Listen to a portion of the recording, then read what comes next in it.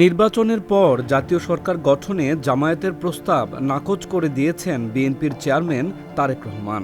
শুক্রবার বার্তা সংস্থা রয়টার্সকে দেওয়া এক সাক্ষাৎকারে এই অবস্থান জানিয়ে তিনি বলেন, তার দল বিএনপি এককভাবে নির্বাচনে জয়ী হওয়ার ব্যাপারে আত্মবিশ্বাসী। 12 ফেব্রুয়ারি অনুষ্ঠিত হবে ত্রয়োদশ জাতীয় সংসদ নির্বাচন।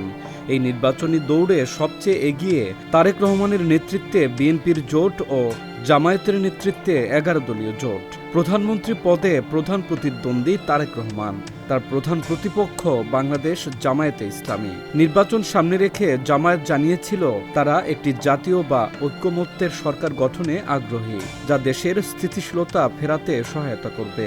তবে সেই প্রস্তাব নাকচ করে দিয়েছেন তারেক রহমান। বাংলাদেশ জাতীয়তাবাদী দল বিএনপিকে নেতৃত্ব দেওয়া তারেক রহমান প্রায় 2 দশক লন্ডনে নির্বাসিত জীবন কাটানোর পর গত ডিসেম্বরে দেশে ফিরেছেন।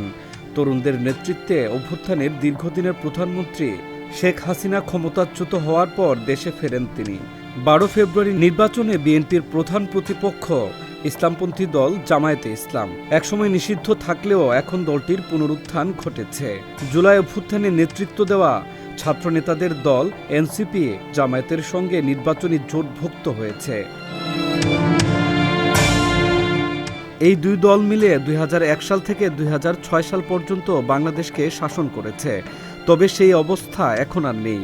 এর মাঝে জামায়াত জানিয়েছে দেশের স্থিতিশীলতার স্বার্থে সহায়তা করতে একটি ঐক্য সরকার গঠনের জন্য ওই অংশীদারিত্ব পুনরায় চালু করার বিষয়ে রাজি আছে তারা।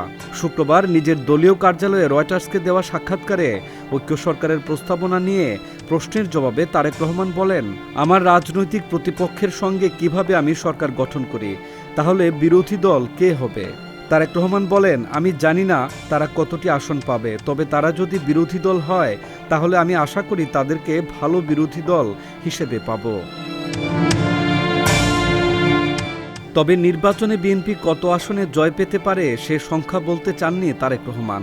তিনি বলেন, আমরা আত্মবিশ্বাসী, সরকার গঠনের জন্য পর্যাপ্ত সংখ্যক আসন আমাদের থাকবে।